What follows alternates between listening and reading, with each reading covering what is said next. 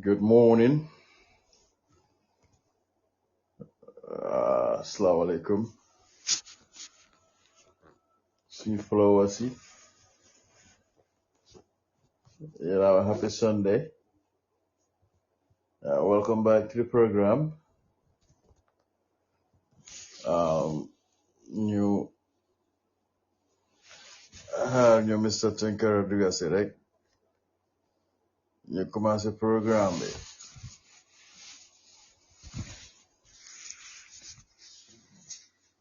Yeah.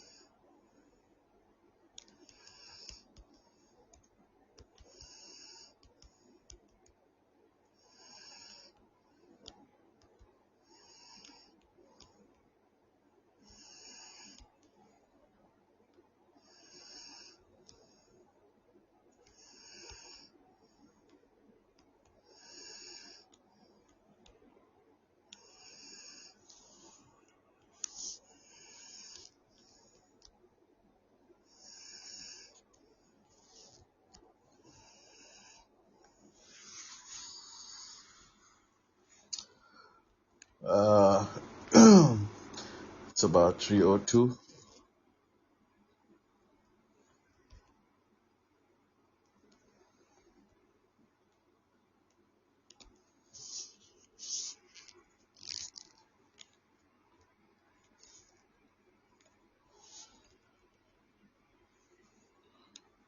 Um,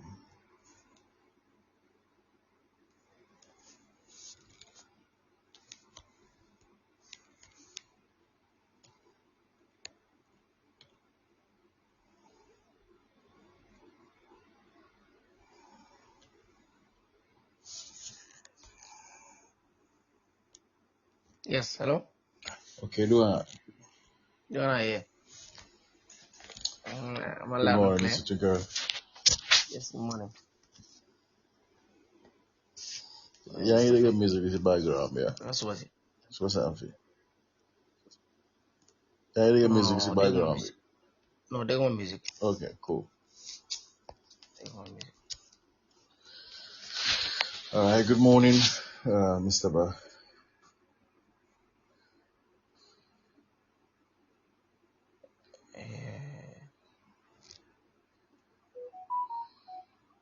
I'm 1 minute, Masai. No problem, sir.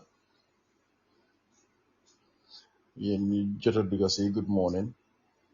Welcome back to the program.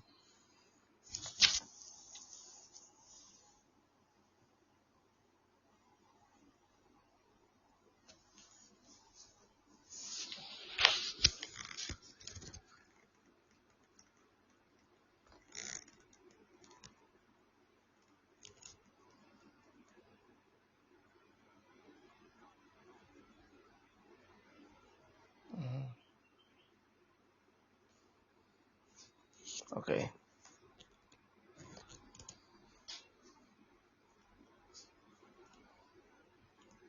Okay. You put it. Yes, Mr. Faye, am I there clearly? Yes, sir. Loud and clear. Okay. Okay. We can get going. Good morning, everyone. Welcome back to another edition of this podcast. It's the Gambian Guardian Intelligence Podcast. Today is Sunday, 28th of April 2025, and I am Omar Tunkara together with Mr. Faye. Shortly, we'll be joined by Saidu, inshallah, hopefully, pour ñu continuer ak yéen ci programme bi. Am nañ mbégte ak kontaan ci ànd bi ñuy ànd ak yéen ci subatel bi si di ngeen di bàyyi seen wattu di ànd ak ñun ci programme bi ñu am mbégte ak kontaan ci loolu. So ñu leen di ñaan pour yéen ñi dugg si pour ngeen share link bi, share it to any group that you are in. Share it to your friends, let them also share it to their friends so that we can also mun nañoo make sure ne daal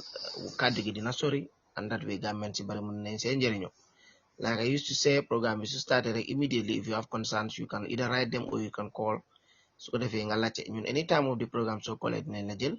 so amee laaj booy laaj dinañ la tontu so feel free pour ngeen di call feel free pour ngeen di laajte feel free pour ngeen di bind message comme ni ngeen di bindee this good morning message ngeen bind message pour wane nga okay this is your concern yi ngeen di laajte so good morning to all of you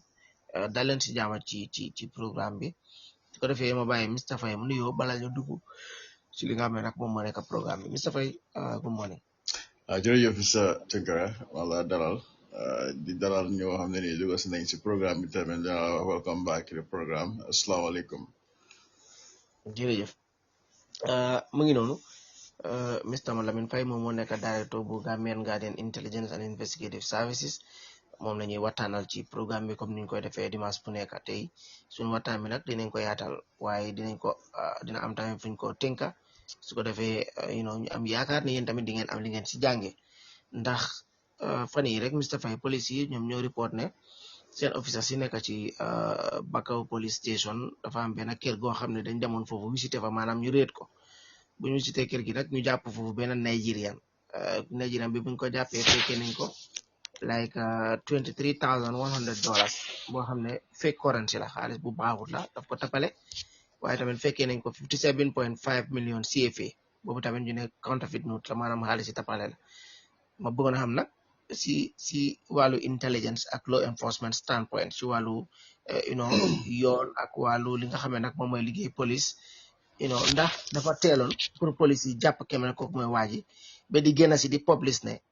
waa ji jàpp nañ ko ci investigation si fu mu toll woon jamono jooju. Well, jërëjëf Mr. Tunkara. Definitely dafa gaaw trop parce que xam nga when it comes to intelligence gathering doo receive information yaa ma dégg waa wala dégg la doon clair doo receive information rek nga dem gaaw arrest because Gambia soo ko seetloo they've been doing a great job coming back for update nit ñi about their conviction rate, you know what I mean? Not recently they've been doing that. But yow laajte bi nga laajte ni dafa am solo trop lu tax ma wax loolu mooy su nekkee ne yow receive na information the first thing you want to do mooy nga gather some intel because that one person can receive information dafa am network when you investigate criminal network da nga take sa time nga gather more intel xam nga find out ku ñoo wax fan laay dugal ak opération bi fan laay dem bi nga jot si boppi jaar bi waaye soo yaakamtee rek pour génne ne wane ne ñu ngi def suñu liggéey jàpp nañ ñi because Gambia police that's what they do they focus too much on pleasing the public than doing their job. So to answer your question, definitely dafa gaaw trop parce que right now jàpp nañ ko so what's the next step? So pretty much there's a higher probability that compromise the investigation, especially in the public actor. So what are you telling others out there? Ne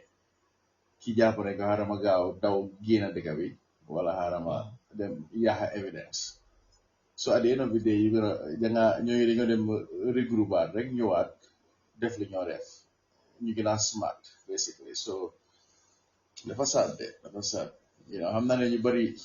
ñu understand dañoo wax ne yaa ngi against police but it's good because suñu amoon ku leen challenge comme foog naa Mr. Camara mas na koo wax ñëpp di mën a liggéeyal government bi understand nga foog nga am ñoo xam ne nii doctors like out there suñuy liggéey si government bi suñuy pour insult the intelligence of the Gambian people and loolu it's known to be in Gambia government everybody pretty much su génneen yenn askan bi so soo amul suñ maasi fii si wàllum criminal justice bi ak ñeneen ñi si wàllum economics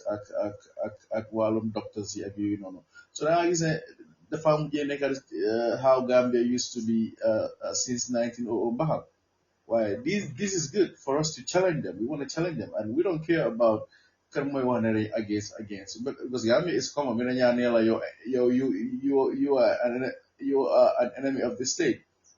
man maa nekk enemy of the state na yaa nekk enemy of the state because enemy of the state mooy ne nga ñëw di def loo xam ne nii loi bi waxu ko fonkaloo loi bi nga ne da nga bëgg keneen fonk loi bi du def definitely in fact even man moo gisee story bi I was like okay police yi mën nañoo toppa kii bàyyi ko xel ba si kanam tuuti su ko defee probably ñi moo liggéeyal ñëpp dinañ leen xam te and that way mun ngaa su dee cartel la mun ngaa destroy cartel bi once and for all waaye comme teel a génn si bi I think sometimes daf dee xaw ma ndax dañ teel a génn si wala lan moo tax ba gars yi teel a génn si or they feel like ne dañ war a génn si pour wax nit ñi ne ok because sometimes I think that mun naa play seen mind dañ génn si parce que things yaa ngi bari génn si wan leen ok am na opération bu ñu def and then we've been am nañ success si opération bi maybe they feel a little bit of pressure sometimes then they feel like okay we need to calm the situations by publishing something man dama gëm ne probably na loolu moo tax but I think with this one they could have waited a bit longer comme dem nañ ba xam nañ waa ji already xam nañ ne loolu la moo def mun nañ koo toppa ba xam ñan la nekk di diilal that way mun nañoo su dee gars ay groupe lañ mun nañoo tas groupe bi but nii fine we are happy that ne jàpp nañ gars waa ji but xamoon nañ ne waratoon a am foofu. Well, definitely because moo tax may la ne ñoom they focus too much on pleasing the people they're supposed to be in control de pare xam nga Gambia xoolal rek that so-called naka lañ ko wax this certificate bu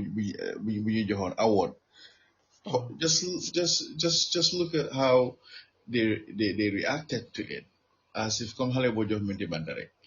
understand nga waaye ñoom comme like xam nañ ne Lee doesn't make sense, but they still want to come out. And most of them have been using that. They were so for some of their videos near officers in a award. So trialing and definitely. But then award with local base. So in situations like this, can go on a guy na kung definitely why if a bata nga yokal guy hell. So police station Serekunda ñu ngi try pour wane ne ñu ngi def suñu liggéey o ñu ngi bëgg a promotion dan da nga gis ne yow comme nga nekk si sëy rek nga bëgg nit ñi wax ne soo nekkee si biir di wax naan soo génnee sa jëkkër o sa jabar yaa ngi wane ne yow da nga moo ko pooy da nga baax si sa jabar da nga baax si sa jëkkër but behind closed doors mu ngi wane otherwise so eventually dafa feeñ like right now Kini right now from there like I said investigation feel like but other possibility but there is no other chance that you're doing a haram like a miracle there like yala dimbale land what investigation ang ko na jaga he is not just nga hisi what like a chere jox la wala nga xam AGP bi o nga xam kenn ñu ñëw def la CID there is a way to do things bro xam nga dafa mel ni carpenter rek xam nga carpenter doo ñëw nga ne ko ne am dafa liggéey électricien lu mu jàngala wala daaj bi di nga ko defee so in investigation noonu la mel rek if you want to be an investigator you have to learn how to do it you have to learn the foundation you have to understand it there's a psychological part of it mental part of it and emotional part of it understand nga de pare tamit not only that tamit nga yow nga understand ne yow ki nga dilal they always gonna try to trick you they will use whatever money whatever they have to try and deceive you or manipulate you so it's your job to think out of the box and so someone demal school for this or demal jàngale mi na rek comme like a typical Gambian or nii lañ ma ko jàngale rek so nii laa ko def loolu that's just a foundation lu si des yow yaay study sa opponent xam weakness am you take it from there moo tax everybody su ñëwee ñu wax naan ñun fii lii lañ fi fekka xam nga suñu leaders yi noonu leen mel lii lañ fi fekka fii lañ koo bàyyi moo tax dëgg bi dem bu kanam you know for last time waxoon naa SIS foog naa the same book la guy up for how many years now the same book this is not black and white and su gaa dégloo xel rek ñu nangu because gaa mi duy nangu dëgga you know ñu nangu ne yes we definitely need help we don't even have to come to the Gambia. We are making an impact through liggéey bi ñoo def nii so te mu ngi ko wone so da ngay déglu rek ngay gën a jànga they don't even have to tell us comme question boobu laajoon they don't even have to tell us ne ñu ngi roy si ñun but let them do the job the right way su ko defee ñu jàngal suñ doom bi on how to do things the right way dëkk bi mën a dem kanam right everybody in the Gambia pretty much si government bi suñ génne def ji ko njuuj njaaj ñu génne ñu dañoo defend that Salaji land tamit the same thing ñu ñëw di wax naan ñi applying permit yow loi bi sax follow loo ko you there's no before you enforce the law you have to have a structured system yow yaa ngi follow loi bi yaa ngi jox nit ñi luñ bugga yaa ngi jox gars access si loo xam ne nii mun nañ ko find out waaye doone rek loi bi lii la wax ignorance of the law is not an excuse but then you don't have the materials you don't have the resources for people pour ñu wéeru si loolu to make sure that you use it as a guidance to make sure that duñ mooy loi bi day xam boy definitely anyway ñu continuer police yi ñu ne counterfeit currencies yi mooy xaalis yooyu you know fu mu nekk nii jot nañ gars yi ñoom téye nañ ko te dañ ko war a examine maanaam dañ ko war a segga te loolu dafa bokk si investigation si nga xam ne ñu ngi koy def ñu terewul dañu continuer waaye li ñu jàpp noonu formally dañ ko charge moom mooy suspect bi dañ ko charge xam naa ne man nekkuma borom xam-xam si lii waaye si interview yi nga xam ne am naa ko ak yow ndax waa ji waruñ ko woon a investigate ba confirm ne moom crime biñ ko nekk di investigate daf ko commit balaa gars yi di ko formally charge. Definitely because xam nga I keep telling them police yooyu yaa nekk bunti court bi understand yaa nekk garnement court bi affaire si yow laay njëkkee bala ngaa charge kenn defal sa investigation nga ni evidence yi nga confirm ne lii la. Why do you think living you body right now si courthouses yi ñu ne naa dismiss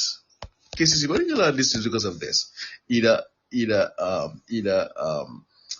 prosecutor bi moom moo intentionally compromise the case because they know the system because am na ku ko fay mu flip case bi or defuñ seen liggéey because nga dem si court bi nga tasee lawyer boo xam ne nii xam na liggéeyam because soo tasee lawyer boo xam ne nii ne ok you used to have investigated this naka nga xamee ne lii nekkut fake sax naka da nga xam ne nekkut real how can you formally charge somebody before you anywhere you go when it comes to charging somebody you have to have probable cause in the first place to charge somebody fine loi bi mu ne reasonable suspicion ne kim ngee def li reasonable information boobu moom compromise ko ba pare let's say you bring him in nga andi ko soo ko anee investigatal confirmal mu nga ko hold 72 hours within the 72 hours nga confirm ndax loolu xaalis boobu noonu fake la na du fake then nga charge ko formally charge waaye naxa ngay waxee ne you are examining the money to verify na fake la but while you formally charge this person xoolal that those armed robberies ñu roboon bank bi nga ñëw rek charge investigator moo tax they ended up looking stupid because bu gaa yi ñëwee si seen press release bi that AIG is it Demba Sow right is it Demba Sow right waaw AIG bi muy wax naan I hope ne léegi maa ngi ko quote I hope ne léegi mun ngeen a calm down léegi because ñi ñoroon def because he made it sound like ne they solved the problem because that's all they care about that should show you their level of intelligence understand nga first of all you have to be real with the Gambians we cannot eradicate crime but we can put measures in place to make sure ne su happen ne andi that person bring that person to justice that incident bu happen fale kuñ fetaloon noonu si même day after keneen ki fekko si tànka instead of ñu gaaw yóbbu ko si lopitaan bi toppatoo ko rek defuñ loolu because what you do in situations like this for how many years mënuloo xam ñan ñoo ko def wala soo xamee ñu ko def tamit ñu nekk si boore bi xam nga rek because scandal bu xewoon noonu fan yële la about officers yu dee bàyyi nañu duga fine yàlla def nga nit ñi jàppal la nit gaawal nga safeguard kooku noonu nga jox ko medical attention bu mu nii because what you do mooy you gather intel on that person doone rek charge naa ko gather intel on that person you gather intel on other people ñoo xam pare nga jox ko deal because loi bi nekkul black and white sometimes you make a deal with the devil to get to the head of the snake. Exactly. You make a deal with the devil. So when you make a deal with the devil, the simplest thing you do, after intel, then you strike back. You go back and hunt those people. So many collaborate ak Senegalese collaborate nga dem loxati gaay fu ñu nekk. Loolu soo ko def. Ndax nit ñi duñ ragal. xoolal léegi président yi Macky Sall ak ñeneen ñu foogoon ne suñ dañoo def di ko jóg jaay suñ génnee rek dafa jee non waaye xam nga Sénégal la ñoo def ni ñu ngi try pour andi ko pour mu face trial xam nga next time beneen président na bàyyi xelam da wax ne this is 24th century foo laaxaatu dañ ko libi ak kii naka dat jongo la gaay kuñ jos convict Michael Korea exactly xam nga fu nekk ne ñu bari nañ bàyyi seen xel no matter where you go xam nga before da ngaa def dara nga dem America laaxu o nga dem beneen dëkk laaxu la sa kenn du la wax dara waaye nowadays people are sick and tired of people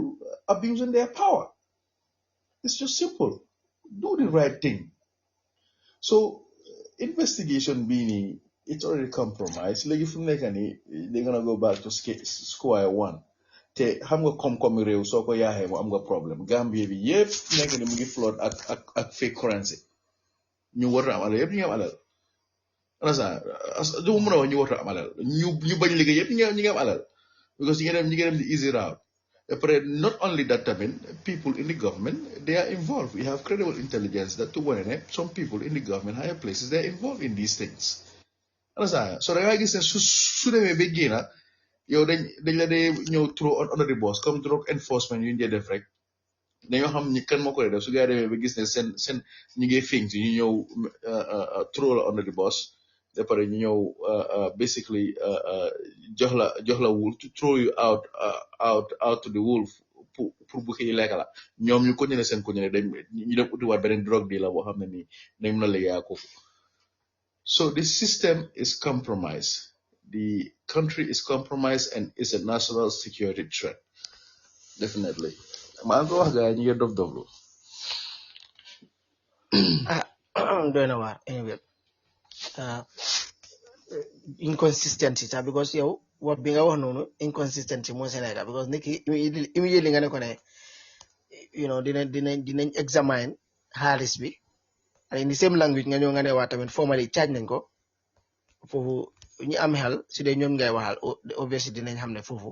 sax foofu boobu rechana la and waaw and loolu su xewee am na ñoo xam ne il faut ñu wax la ko mënuloo bañ ne il faut ñu wax la ne comme foofu dafa am gàpp bu fa nekk boo xam ne yow dëgg-dëgg juum nga foofu noonu. defloo sa liggéey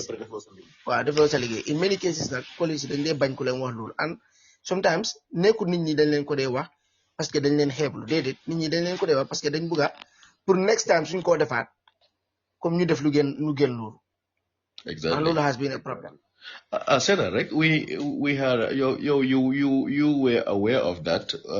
Managai headquarters buñ clashé no. We were talking. You're not complying. What do you mean? Do you even know the definition of complying? You asking me a question. What do you mean? First of all, you have to have probable cause to arrest somebody. All right. Don't arrest make up charges, which is illegal, by the way. Don't you like a charge bogus charges just to hold you? Because don't like I have court see. Because court say that is you every day you adjourn. Should judge them be threatened for dismiss case be you charge la. Because once they charge you, they can hold you, right? Extend that detention, right? Which is illegal. Because you just charge somebody just to keep them there. And then I blame the judge because if you charge somebody, the first thing the responsibility more for new hall, new like what probable cause do you have to charge this man? What evidence do you have? So you see, the system is not just the police. 98% of the time they are the problem. Because they don't even follow the law. Because to them they treating the situation like 19 hanga time when you paragalon police. Why people are not scared of police? Why do you think I'm on a time sugai chahare dañu attack police su gaay demé pour arrest nit ñi dañu bañ fokk na happen na ci bena dëkk koko bu gaay demé ci bena kër pour arrest nit ñi ñoñu fight back because law enforcement dafa nekk loo xam ne nii doone rek ma ami fetel lu ma neex laay def xoolal kii Elon Musk right this Tesla guy xam nga dafa ñëw di jaay dafa am xaalis because kooku dañ ko bully woon time xale ba léegi sax ñu ko bully waaye da nga gis ne bu ñëwee he didn't calculate the fact ne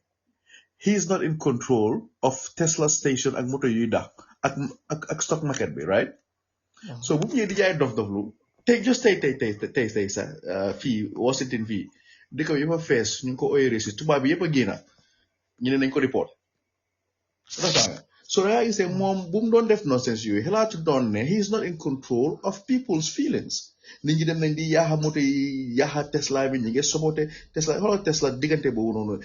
ñaata la gaay lu si xaalis si stock market bi so the point mooy ne soo amee doole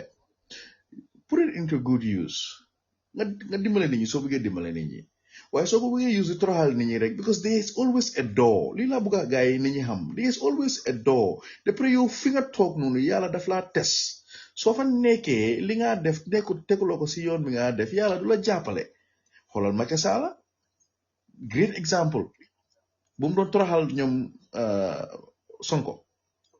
kan moo foog ne Sonko dafa nekk président tey léegi kan moo nekk di daw du moom xoolal jàmme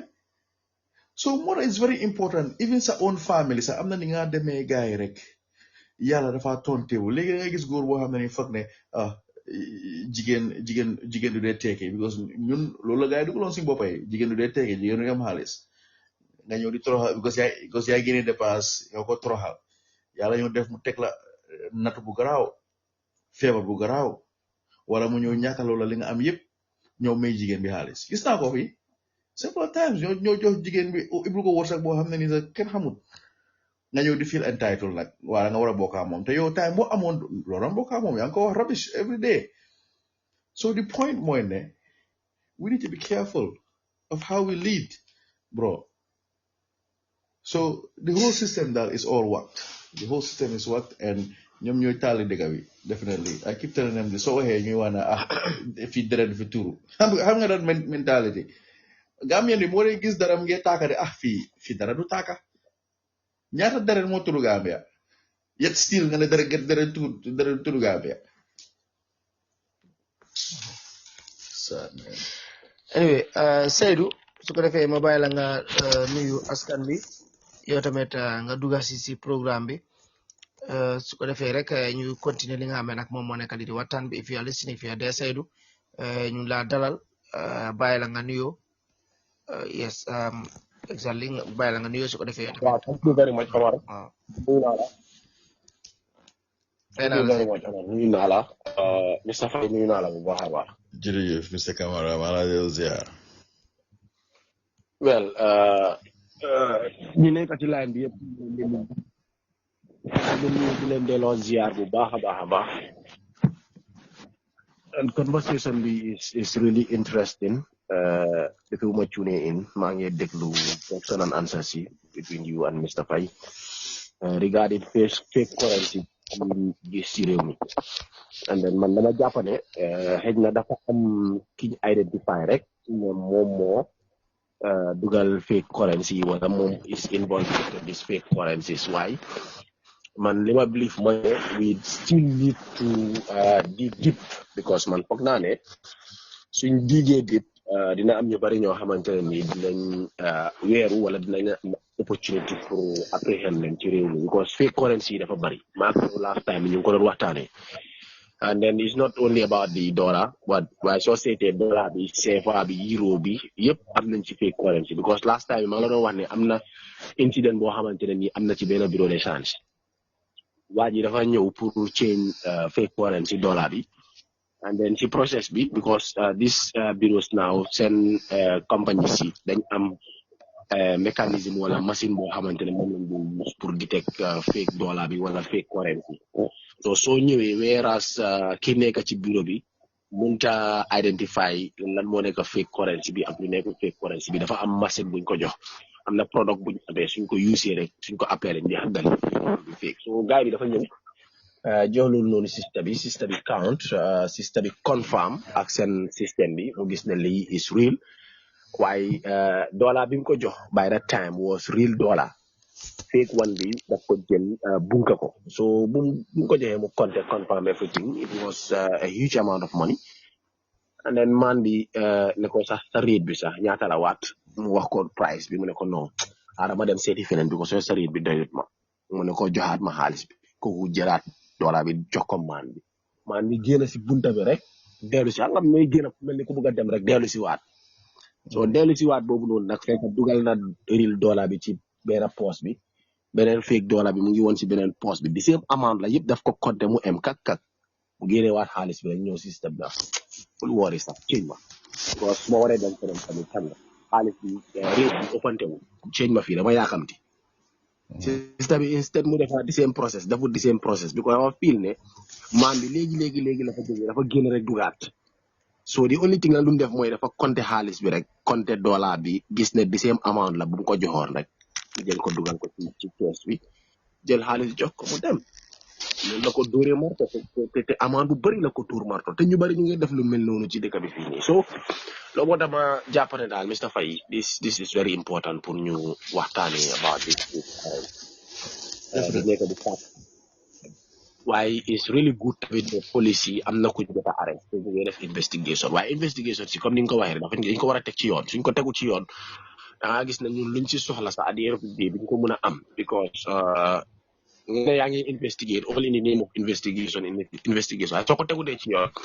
investigation boobu noonu du mujjee jur dara lu positif te su jurul dara lu positif amul réew mi benn njëriñ so pour mu amal réew mi njëriñ il faut que ñu teg ko ci yoon so in this case xam naa ne waxtaan nga si ak Amar waaye police officers yi definitely lan lañ war a def pour make sure ne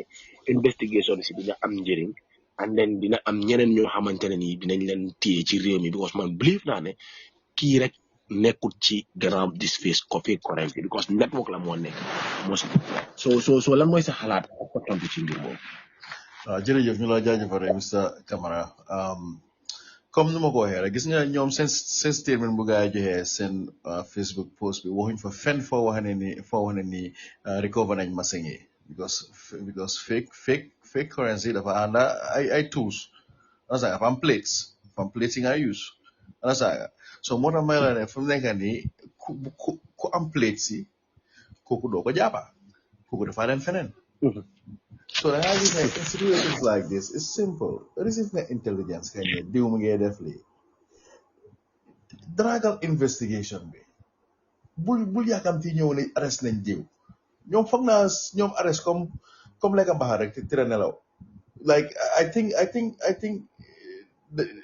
they get hard si arrest naa nit we dem operation defal sa def si ron moo tax ñu ne intelligence gathering demal nga waxa our useless SIS def investigation bi because wala nga def ko close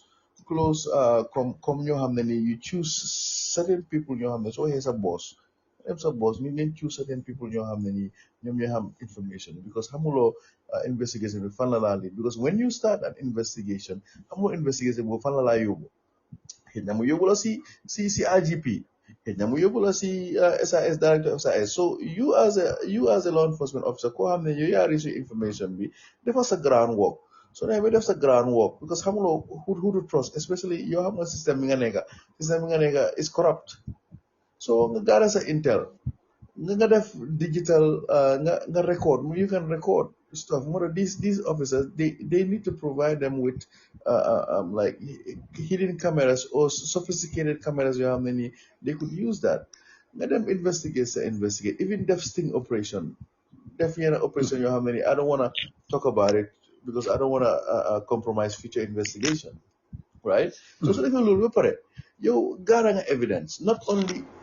nit lu mu la wasade waaye digital evidence loo xam ne lu wóor la not only that tamit nga toppa trail bi ba nga xam ba fu machine bi nekka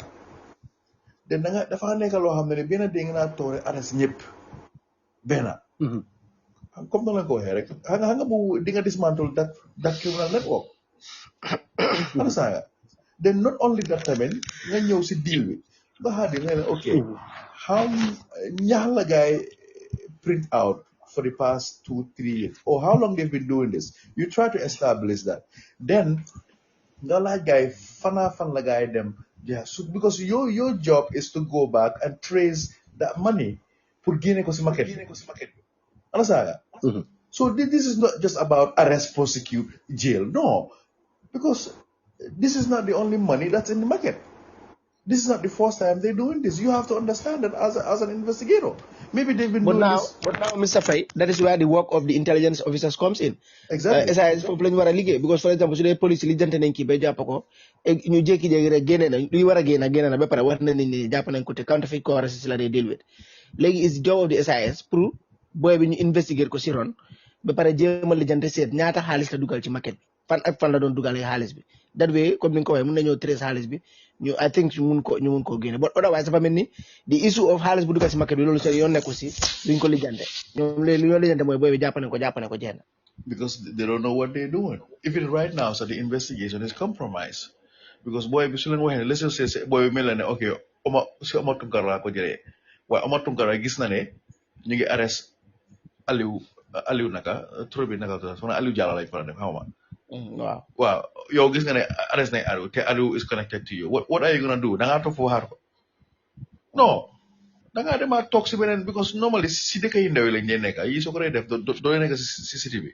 da nga def si dëkk yi ndaw yi dan nga andi si city bi this is what you do understand so if this investigation is already compromised su nekkee ne am nañ si dara de ida dafa nekk loo xam ne ni dañ ko fabriqué dañ ko tooga o yàlla mu dimbale leen kenn wecci xelam may leen lii la because this is already compromised, bro. So my point is mooy ne lu gars yi war a jànga si lii because every time ñun ñëpp dañuy def mistake. Why mistake upon mistake is not mistake. It is stupidity. Understand? You go matela. Because mistake, there's no mistake. Learn from your mistake. The Gambian, do they learn from their mistakes? Nyata problem more happen. Everything is security, bro. Like Gambia, yo niya fe taxes sa yo hamulo. Like for example, you take a Banjul. If there was a flood today, nahanga evacuate a guy. Because evidence you want to go buffet yaho. Clearly, they don't respect the security of the people. You know how many you have guys salary. Yes sir. So there's no security. Tay sundi kon dara hewna tay fan ngay like for example Banjul, if there was a flood, development drill. Sensitize la guy ne su happen fi lañu tassé nga coordinate ak boss system bi. All these things are there. Emergency management. You see emergency management, how much was the problem? So this is the problem in the Gambia. The person who has new email. Yo, so fa nekkut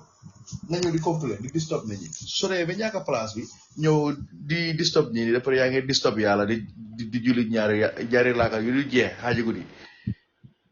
ndax nga amatee place boobu noonu parce que yow sa chance boobu noonu yaxaw ko so the best thing mooy ne nañ toppatoo nit ñi waaye nit ñi tamit comme wasoon Gambie lu mu wax nit ñi tamit man Gambie si la blame nga waxoon naa ko fi Gambie bi moo naa ñëw wax leen di ak lii waaye bu ba feeñ de suñ kër yi sax mu faa xew nga yow gis koo xam ne nii mu ngi gis loo xam ne correctul mu ñëw munu si ron ma feeñ de problème bu du ma sa solve waaye soo amee suma maas yi xooluma ne kii bàyyi la kii yaay la kii lii la def loolu correct simple naa la ko wax in a respectful manner soo meree nag wasalaam no problème man su ma la joxee gannaaw moom man si yeneen so loolu lañ amul si Gambia bi comme to fight for yourself to defend yourself fight for your rights comme Sénégal li ñoo def loolu lañ amul moo tax ku nekk mu ngi def bu ko ne ñu media mainstream media bi tamit mi la randuma so fan la ñoo dem but it's working no lu ma wax gaa yëpp mu ngi ñëw and it will happen inshallah su gaa yi change li ñoo demee ñu start to respect the security of the people dëkk bi dafa taal because people are getting angry but naka la ñoo def pour fexe ne dañoo we will put our hands on the head of the snake because network bi suñ ko dismantle is gonna affect our economy because the amount of currency yi ñoo dugal ci market bi du baax ci réew mi waaw first of all sorry bi ma ko dog la nga pare yeah waaw wéccikat yi they need to start investigating wéccikat yi wéccikat yi foofu la gaa yi war a commencé because ku nekk bu ngay wécci xamul lan lay wécci so ñu commencé foofu noonu ñu understand xaalis bi naka la ñu commencé def yenn secret yoo xam ne ñu si xaalis bi understand nga ñoo xam ne few people like department boo xam ne ñu create department boo xam ne nii few just handful of people ñooy xam loolu xam nga boobu si liggéey yaa ngi control information bi yaa ngi control classified information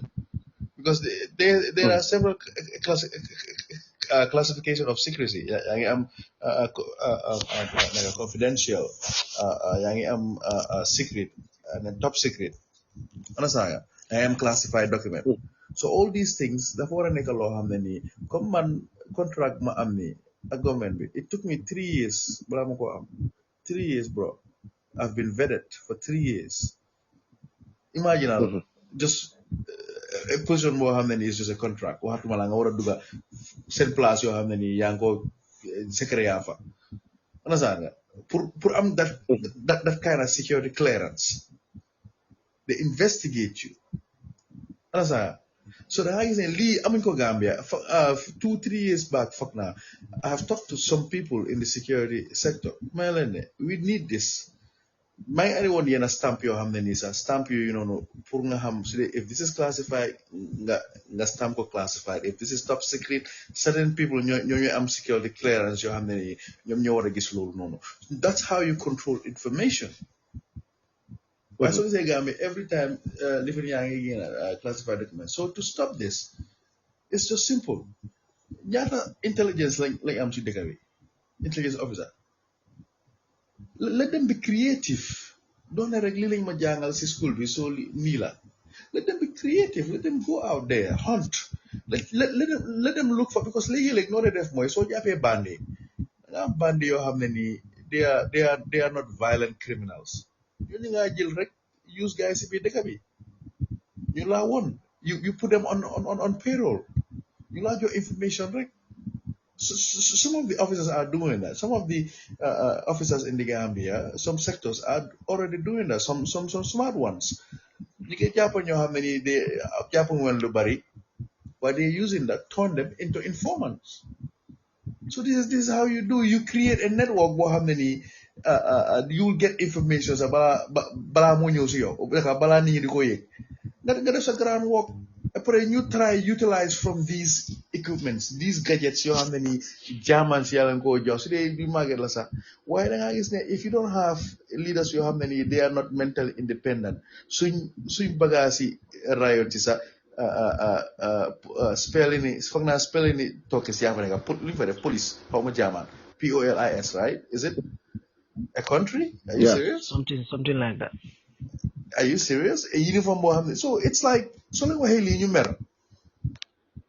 So again, Mr. Kamara, to answer your question, lii pour stop ko, it's easy to be in control of Gambia dafa ndaw pour nga control Gambia legally ak lawfully dafa am di nga ko def te doo violate kenn constitutional right am ñëpp nañu réglé xam nga laajal nga ma fii Mr. Tunkara na dama mën a nekk président am na ko woon xaw ma man su ma nekkee président nga Gambia am nañ problème ñëppay liggéey bilaay ñëppay liggéey di nga liggéey te di nga respect nit ñi yow mi jël nit di violate constitutional right am moom yow yaa ñi nga am problème sax because doo ñëw di toroxal nit ñi dañ la fa teg pour nga élif nit ñi pour nga defar nit ñi pour nga use sa position pour dimbali nit ñi si loo xam ne ni sa liggéey laajte na ko waxuñu loo xam ne sa liggéey waxu ko de waaw doo fa nekk di xarit lo simple as that. This can be fixed. Why so many counterfeit money are out there? Xaalis bu bari moo nekk foofu noonu mi ngi yaa suñ moo tax suñ xaalis baa ngi daanu definitely te foog naa Mr. Camara waxoon nga ko fi how important it is pour bur fayantoo suñ koom-koom réew mi. It's sad man. Yes. Why talking of I classified documents, secret, top secret. You understand? Load for now is important, and we are lacking that in this country because we have the social media. My EU president bi dem faju ji wala medical trip bim amon and some of the security officers you know how much something like PADM ak yu beg government génn ci di clarify and then dafa tax ba criticism yu bari mu am towards that document but again government wax nañ ne ñu ngi def investigation to document so coming to what you just said right now and then war nañoo am something like classified documents ay secret top secret ak yeneen pour mën a protect some of these documents pour fexe ba gis ne kenn wala ñëpp ñu am access pour gis ko so loolu man dama gis ne sax is more important now than never in this country. One thing, why just pour leeral foog naa Mr. Tunkara ma la jox question boobu last week li xew ni it's not classified or secret document li ku def li loi bi daf ko protect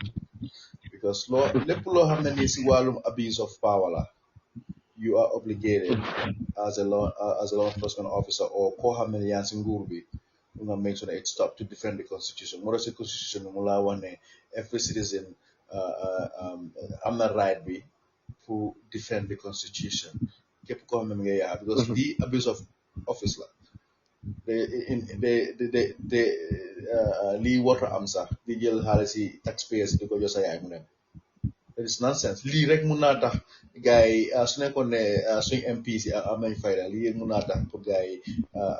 sawaaje ñu lifin ko naka ñu impeach ko Barrow because he's abusing the office so classified documents ak top secret mooy loo xam ne ni dafa njëriñ réew mi so su nga investigator sax what are you gonna do? Because if they try to fire this person can come back and sue them. Because si constitution mi dafa wax ne kenn mënul laa daaxa kenn mënul laa demote kenn mënul laa victimize for simply doing your job. And whoever leaked this document, guy wouldn't put it dara. So classified document ma ñëwaat ci boobu classified document top secret mooy loo xam ne dafa njëriñ réew mi mooy comme loo xam ne ni dem nañ Sénégal def covert operation pour xam comme like seen secret daal ana lan naka la gars yi doxalee da seen essence bi ak wala things like that da nga ane ko si dëkk bi xam nga report boobu noonu is confidential because luy njëriñ réew mi la so those are classified information classified operations like top secret operations why ay Barrow di abuse officer di abuse xaalis yi nit ñi that's not classified so moo tax may la ne they don't even know when to but again buguma laa dog but again man fi ma waxee mooy da nga mention ne am na stamps yoo xamante ne nii indi woon nga ko pour ñoom ñu ko use waaw for example like suñu amee a classified document ñu stamp a classified document suñu amee top secret ñu stamp top secret suñu amee secret ñu stamp secret boobu dinañ mën a identify ñuy mën a am access to the document waaye xam nga su fekkoon ne am nañ système boobu noonu already ni kon lii du doon jur commotion ni kon xëy na sax benn government official du jéem a génn si naan we are investigating kan moo leak document yi because boobu du am nothing like leak wala yooyu because man I believe ne su fekkoon ne ñu ngi def seen liggéey ni mu waree and we have those stamps and we use them kon document bi ci boppam duñ fa stamp ne secret la wala top secret la wala classified so boobu dafa gën a yéex exactly ñu adde era suñ demee si court yi sax suñ génnee di document duñ fa gis nothing like classified secret or top secret so dafa gën a yombal exactly right there because you cannot I see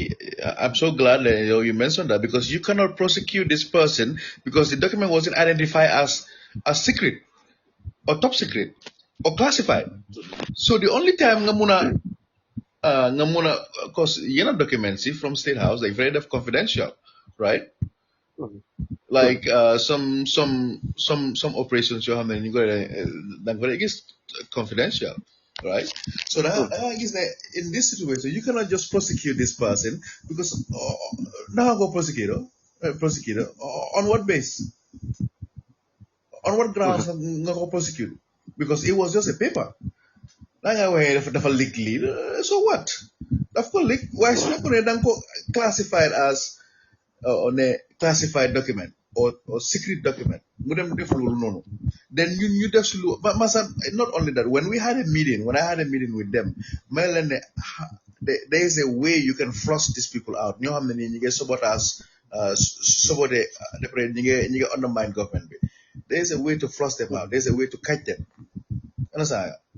and not only that I mean because xam nga sa doom let's just say sa doom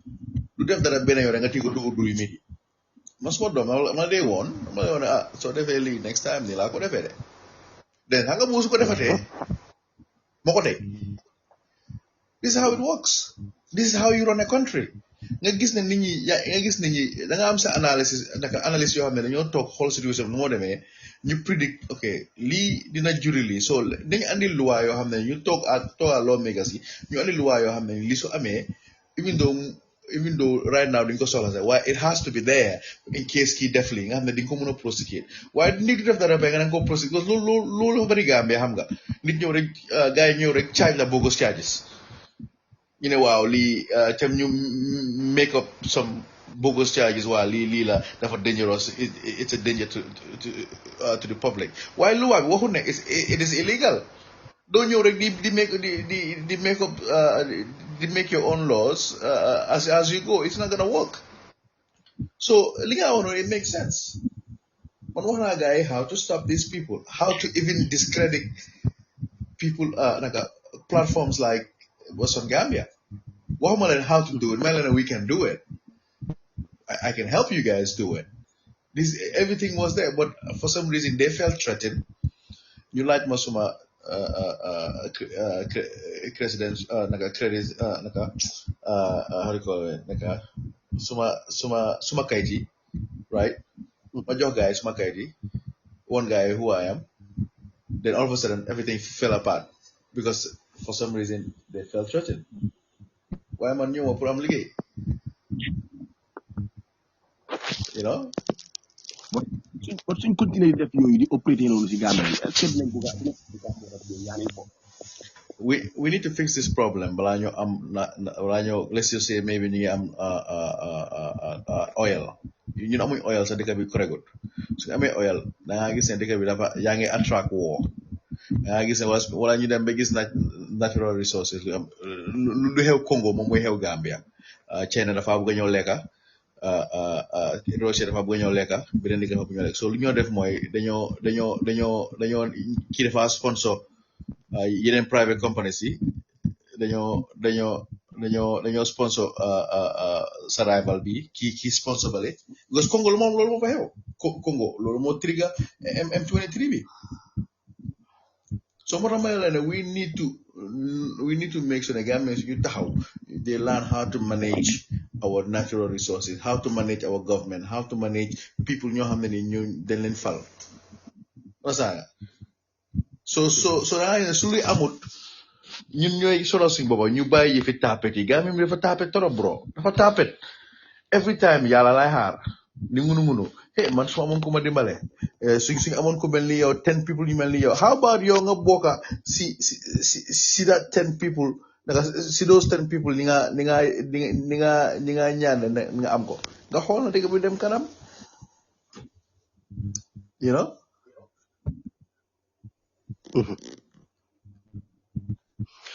Okay, thank you very much, Mr. For now, léegi mun nañoo shift to another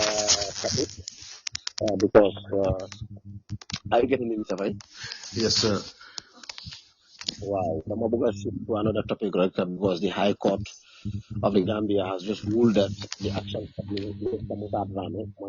Minister Musa Dramé ñu ne lim defoon pour order the illegal occupation of Kanifing municipality mooy réeroo ak problème bu amoon between KMC and the central government court bi rule nañ ne loolu is criminal so are you still surprised ne ba léegi amul dara loo xamante ne ni the government of the Gambia def nañ ko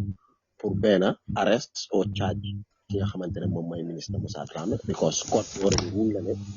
lim def loolu was illegal. I'm not surprised because every day Lumawa ñoom seen boppa ñoom ñoo joxe evidence yi ne ñoom ñooy problème bi understand ya you cannot enforce laws si yoo xam ne ni yow sa boppa nekkuloo di ko toppa du dem ak moo tax every time su ma waxee maa ngi use Sinkeri as an example because lii ngay happen Sinkeri every day most kër yu bari lii moo leen tas nga gis jigéen boo xam ne nii jëkkëram mu ngi ko nobbe yaaxu mu ngi ko defal genuinely waaye because mu ngi dem si paakarankaran mu ngi ko jox bagage yi rek mu foog ne loolu moo tax mu ngi ko def bem create that environment ana saa nga ne suma jëkkër waaw man duma jëlal lii suma jëkkër waaye yow boo nga sa jëkkër jëlal lii because da nga rafet wala nga ne suma jabar man duma ko jëlal lii yow koo xam ne ni nga ne da nga bëgg a spend ak moom the rest of your life amal loo ko yërmande you want to be treated like a queen nga ne yow doo treat sa jabar like a king you want to be treated like a king nga ne doo treat sa jabar like a queen xam nga boobu du dem so li ñoo def nii dëgg la tey ñoom ñoo nekk in that position waaye dañ xam ne dañ faa génna it's gonna be worse because yow fi nga demee ba bugg a retire ba bugg a ñëw noppale ko ñu laa drag back si court si ak jail si comme Sénégal ñu fa nekkoon du jaay dof lii la gaay understand naka la gaay yi demee si dëkk bi because ku nekk mas ñoom IGP ak ñeneen ñi foog ne yeah am the IGP Barrow am the president kii my minister bi mun naa dem demolish whatever xamuñ ne comme les sociétés man suma maasi right les sociétés man liggéey suma àdduna yëpp ma teg nga ñëw yow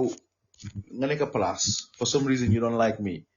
nga use a position nga ne man ngaa ñëw yaaxal di ma wone you can do it you are creating an enemy because man ñun suñ maasi li ñoo wax mooy it's not the system it's you personally yow yaay problème bi let's just say kii tey su génnee as a minister let's just say okay ñoom ñoo control situation bi ñu ne dañ ko arrest right but ndax mun nañoo close yeneen bunte yi as I always tell them there is always a door ñum yaaxal ñum def ñooñu yëpp ak ñoo xam ne ni odoon nañ tamit comme salaaji pour ñu daana kër yooyu noonu xamuloo semestre yooyu lan lañ plan pour retaliate and it is gonna happen ngay def loo xam ne ni irrationally doo teg sa time doo ko teg si yoon xamal ne yaa ngi create enemy boo xam ne nekkul fa and they gonna fight back it's just a matter of time so I'm not surprised that this guy is not arrested because ñoom to ñoom ñi nga wane waaw bàyyi gars yi wax rek and I keep telling them when you lead a country even sa kër sax bul nangu ñi nga lead ñu dem ba si kanam ñu bàyyi wax bi because suñu demee ba bàyyi wax bi rek si la dañu commencé di laa fexal yaa jame loolu moo ko dal bu nit ñi demee ba bàyyi wax bi bàyyi di ko seetaan lu gars yi def dañ ko commencé di ko fexal so this is how it works this is the reality this is fact lu ma wax ni it's not based on my personal feelings or my cultural belief or religious belief it's based on si xam-xam ne we look at your behavior ni nga mujjee ñaata nekkul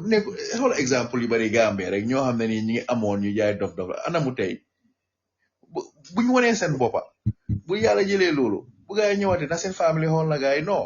léegi nga gis koo xam ne ni mu ngi am disrespect nit ñi waaye still mu ngi fane nii dañ ko ragal non nit ñi xaalis bi lañ respect because yaa ngi am xaalis so xam nga am nañu bari ñoom dee noon mentally independent déewu dangi gannaaw yu dañoo dangi sa gannaaw bi jël sa xaalis bi yëpp so demee ba ñaaka nag nañu commencé di wax naan waa lu ma amul moo tax gaa yi bàyyi ma déedéet because bu nga amee da nga def gaa yi respect sa xaalis bi rek defuloo gaa yi respect wala gaa yi da nga def gaa yi respect sa place bi rek waaye defuloo gaa yi respect yow as a person pour soo ñàkkee loolu you still have that respect ñoom Macky Sall nekkoon time bi ak Jammeh nekkoon time bi waroon nañoo toog si biir dëkk bi di enjoy seen life ñi ngi receive pension not only that tamit su administration bu toog suñu bëggee advice ñu oole ñu advice lañ this is how it works every inauguration ñu génn comme America la ñoo def nii waaye African bi every time na ko jox doole tuuti rek dañ dee over exaggerate seen doole and this man will pay either si nii or si nala because people are very angry in the Gambia and the more angry they are the more ñu lay try pour fexel la ñu bari right now they are in the government they are in Barrow's administration ñu ko jigéen sax ñu ngi ko fexel I guarantee you ne ñu ngi ko fexel because this is what happens soo ko su nekkee if you leader boo xam ne ni da nga féetoo benn boor ñi nga féetoo ñi ngay enjoy fàtte nga ne ñeneen ñi tamit ñun sa biir ñun laa xool loolu moo waral waaw ñoom moo waral documents yi yëpp ñi ngi leak dafa mel ni comme I think I gave this example last week tamit soo amee ñaari jabar bi nga bëggut su defee dara nga waal si ko am toroxal ko jabar bi nga bëgg ak doomam yi suñ defee dara nga xam ne li correct nga utaleen excuse bañ a xool gars accountable den na nga gis ne yow yaa ngi create hostile environment sa doom yi duñ juboo sa jabar bale nag lu moo defoo doo gis mu dem si biti yow comme like soo jaayee big banting mu dem because moom moo xam sa secret nga yéeg mu dem xay kii bagage yi sax baaxul xay kii lii mu ngi amee bor yi du jeex kii because loolu mu ngi jeex secret si biti waaye su nekkoon ne da nga ko respect ngi respectante nga won ko ne your security is very important yaayam sax su ñëwee wax ko dara sax dafa ñëw wax la ko daf la protect because xam na ne ndax nga mel si moom understand so lii mooy the importance of when you're a leader you lead by example nga lead because of ñëpp so if you're a political party bala ngaa nekk si talk I get that part waaye su demee ba toog si place you are there for everybody bro so moo tax ma ne naa ñaax yéen bu nekk seen kër change leen seen jikko yi su nekkee ne yaa ngi am problème every day change sa jikko yi rek nga xool nga commencé di treat your family with respect you can still hold them accountable and still be respectful bul lead ak sa ego because yàlla ñëpp la jox ego doo dee gis yeneen jabar yi sometimes su leen jaayee ego ñu dem ba bésis tey ñu laa déglu soo leen sëy ñu laa déglu benn dee lañ commencé di la dégluwaat because of the way you talk to them dafa soo génnee si nit ñi jabaru tamit the same thing su ñëwee si jëkkëram di waxaa moom mel ni jëkkëram da ko reyal maamam su génnee si biir muy xaxataay ree loolu naka la sa jëkkër di laa nobee naka état bi sax du neex waxatuma la cabinet bi so this man needs to be arrested. Nobody is above the law. IGP is not above the law. Barrow is not above the law. Balanga akomnugare joito ignorance of the law is not an excuse. The same thing. This was an ignorant on their side. Serious. Although the time is going, but we still have so many things to do because war nañoo ubbi line si nit ñi nekk di déglu tamit dañ am cër am aha ci programme bi ñoom tamit we need to hear their opinions ci make sure ne conversation si dina nekk loo xamante ne ñëpp dinañ ci bokka because ñu ne two heads are better than one so Omar dina la jox rek su ko defee nga continuer ak Mr. Faye part bi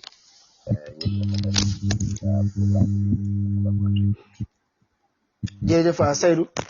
thank you so much su ko defee yéen ñi nga xam ne léegi yéen a ngi déglu we are giving you the floor now to either call in or to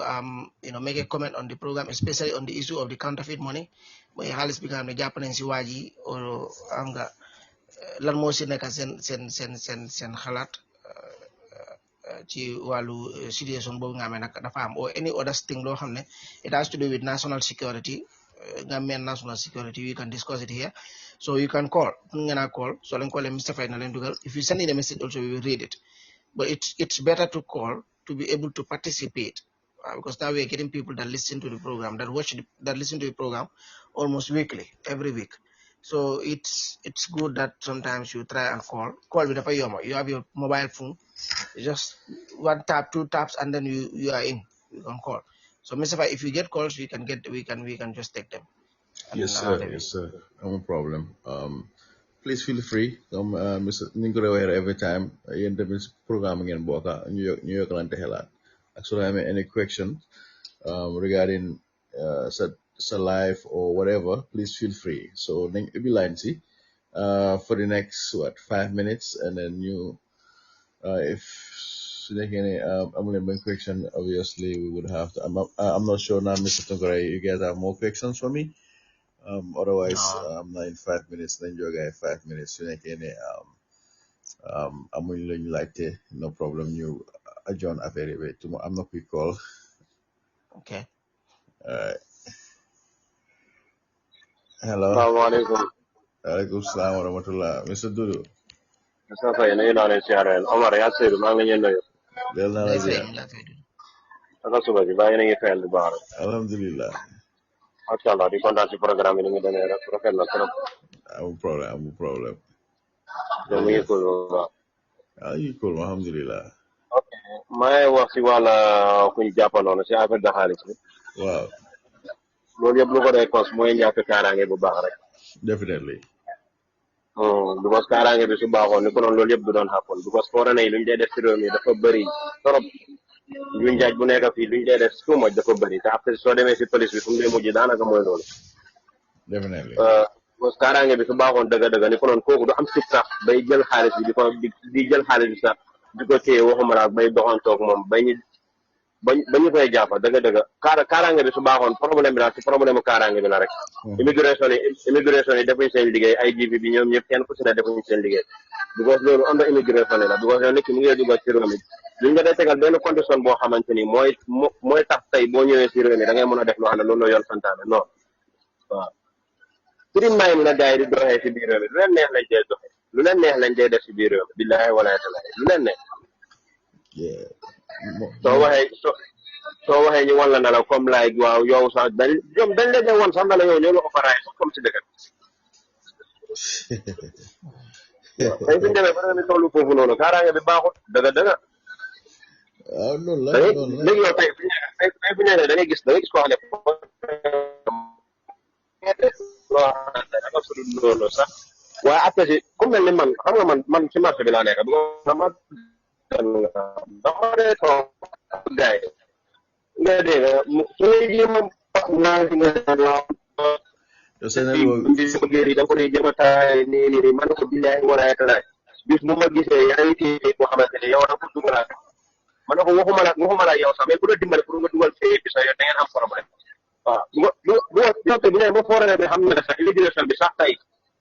su bëggee tëjit sax dafa am lu ñuy teg ci table bi pour mu am ko loolu du ko waste time ci definitely ñu ko jaajëfal rek non dëgg dama lay bëgg a wax si réew mi mais sama xol bi moom yenn sama xol moo ko doon may sax dëgg billaahi I understand digga bi ni moo demee kum na xariw nañuy jàppale billaahi nañuy jàppale du wax ñoom lañ fi teg pour yow sa network dimbale ñi si wàll boobu noonu sa fóot bi ngeen buy sàggalee sorry de allo sa fóot baax na doog waa ngi bon yaa ngi may dégg waaw ma la dégg ok sorry na li ma nekk di wax mooy nañu jàppale ngir yàlla sax taxi bu ñu fay yëpp pour ñu la ñuy jàppale waaye ndax nga mën a fayee sa tax mënu lay am kaay bu baax foo tax ne bi ñëw di def lu ko neex si biir réew mi après du dee mujj fenn kaay nga xool nga seetaan li fu muy mujj maa ngi dégg Seydou mu ngi expliqué loolu yëpp ko dee cos mooy ñàkk kaaraange bu baax rek monsieur Dieng mi ngay xool ñu ngi la jaajëfal la dañuy jàppale jërëjëf waay thank you ñu ko jaajëfal di ko wax ne jërëjëf waaye xam nga tamit comme lu ma lay wax rek nañ ñu jàppale loolu dafa xeewi doo nit ki doo ko nañu jàppale ñoo xam ne seen liggéey dafa ñu de pare comme nu mu ko waxee rek di pour yokk si rek so am nga su ma ñëwee sa kër ma gis ne ni nga demee sa njaboot respect loo sa njaboot yow lu xew yaa ngi oon niñ si biir ñu ñëw saaga sa njaboot xam nga man dama respect sa njaboot waaw dëkk noonu la mel rek ku ñëw si dëkk bi nga ko wan ne yow naka lañ ko waxaati sax you can do whatever you want the first thing you think about is money naka ngay lekkee si moom naka laay demee après ñi mënuma naxari ñi ñoo fi daxa juli ñoo fi daxa jàppa ñoo fi daxa téye kurus yow ñaaka juli sax moo gën duñ dee xalaat seen ëllëg après su ñëwee nga ne waa kii daf ma soxare comme benn GRA guy kuñ daaxoon because of the fact ne moom cashier la woon waaye mu doon bill like ay taax boy bi xaritam dafa ñëwoon fii he was working for me ñu ne bilaay suma boy bi gars yi ko dee soxore ma ne ko déedéet du soxore suma waa ji number one yow xam nga ne yow yaa ngi si place boo xam ne dañ la dee xee après yaa ngi jox gars yi bal pour ñu fetel la parce que bal bi mooy ne yow xam nga ne li nga aan you cannot be building taax so obviously loo foog ne mooy xew dañ laa boole so you cannot create an environment nga tool nga ne dañ ma soxoree bëgguñ ma xanaa yow da nga foog ne dañ leen laa bàyyi nga def si li nga ne so Gambien bi noonu la mel nag da ngaa gis ne mu ñëw toroxal jabaram bés bu mu sonné si moom rek mu ñëw waaw mu dem si family bi di lifin am na kuy call Mr Boy ok Mr Boy salaamaaleykum bismillah duga see gudde network bi waaw dafa dem da ngaa gis ñu toroxal ko bi ñu ñëw waaw mu dem di manipuler situation bi waaye duy def lii du def dala waaye du mos a wax lu mu def de moom comme that guy boo ma laajoon question about what's on Gambia ko post on Gambia waxul lu mu def de you know Mr Boy xam naa network bi moom moo nekk di drop mu ngi call waaye di drop rek same thing tamit jigéen bi da nga gis jigéen boo xam ne nii nga nopp ko defe ko lu nekka mu fene na ko ragal instead of mu embrace ko de su xaritam yi nekkee around mu ngi jaay ne moom daf la teg si digg loxo yi soo demee ba change loolu ba yaaxa ba lifin privilège boobu noonu ba mu ñàkk privilège boobu noonu mu ñëw di wax naa waa ndomatuloo ma buggatuloo ma te ma la doon bugga fa nga nekkoon so the point mooy ne ñun africain bi Gambien bi dañuy def suñ nonsense su backfire you play the victim lu tubaab di wax gaslight mooy ne man ma nekk problème bi affaire si lifin man ma bëgg dugal sa boo xam ne yow yaa cause problème by force loolu bari Gambia man du ma wax gaay dara lu ma wax gaay yëpp ngay feeñ so they have no choice but to listen and change if they don't listen and change seen liggéey mooy naxaari rek IGP si boppam moom moo dee parampara di waxaan waaw dañ ko Gambien si dañ ko naka biri dañ ko ridicule seen doon nonsense yooyu rek yow sa action mooy moo la ridicule loo Mr Boy jërëjëf finally yow dugg na bismillah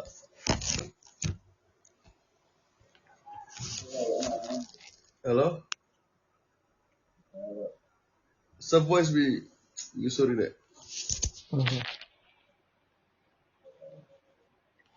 moom foog naa network am fu mu nekkee dafa am problème so Mr Tunkara yow soo amee loo yokka rek soo amee advice boo yokka rek si nit ñi because ñu ñëpp a jànga man I like to learn from you guys too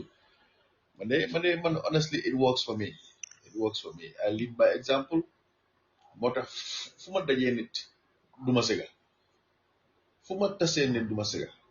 ma def dama ko teg si yoon suñoo séparé sax dama ko def si yoon su ko defee fu ñu tasee du ma sëga so ne leen bàyyi naxaate bi li nekkul just si government li jikko yi la nañ jàngal suñu doom yi every time so Mr Tunkara Mr Camara su ne amee loolu si yokk rek please because man tam bëgg naa jàngal si yéen definitely man lu ma wax rek mooy gars yi nañ try ñu call because platform bi loolu moo tax ñu ibbi ko okay Mr Boy mu ngi wax ne sorry I want to call but my connection is kind of poor you understand that wow so we can all try to call, we can all try to participate, we can all try to learn from each other. We can be doing that by participating in the program. Man loolu lay ñaax rek guys I urge you all to participate. The fact that we appreciate that, but we want you to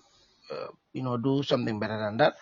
Mooy pour ñu déglu leen yéen tamit lan moo nekk seen ideas yi in most of the things that we do. So it's like Mr. So okay. So it's live. Biromba. Assalamualaikum. Bismillah.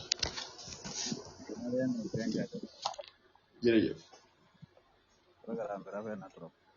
Jërëjëf. Man li ma doon laaj rek mooy sàlla bi li happen foofu noonu. Borom kër yi lan lañu war a def bu dee physical place ñoo leen jox permit ba pare ñu tabax foofu noonu seen kër. Waaw ko jaajëfal rek loolu is simple su dee physical plan ñoo leen jox permit ñu ñëw daanal ko first of all ku joxe order bi supposed to be responsible criminally government bi tamit dañ war a suu gaay so many ways su dee ñoom yow nit ñëw si yow système nga na ko amukee lifinal and not only that tamit yow système boobu noonu mos ta dox Gambia because nit ñi ñaata nit ñoo ñëw tabax kër te demuñ physical plan so tey yow nga xëy suba rek lekk cere ba suur nga ne waa amuloo permit because ida da nga bëgg a foofu noonu o kenn moo ñëw boo xoogee ne yaa ngi use of position loolu laa la wax ne abuse of office they need to investigate that and then su nekkee ne because maa ngi gis si yenn vidéo yoo xam ne ni jigéen ñaa ngi wane seen kayit yi so su nekkee loolu am na they need to hold him accountable ñu daaxa gaay prosecute gaay da pare ñu compensate ñi yëpp fay yëpp everything it's just simple waaye Gambian bi tamit amul fit dafa nekk di jooy rek jooy duñ fekk dara suma waa ji definitely thank you Biram jërëjëf Mr Ba okay monsieur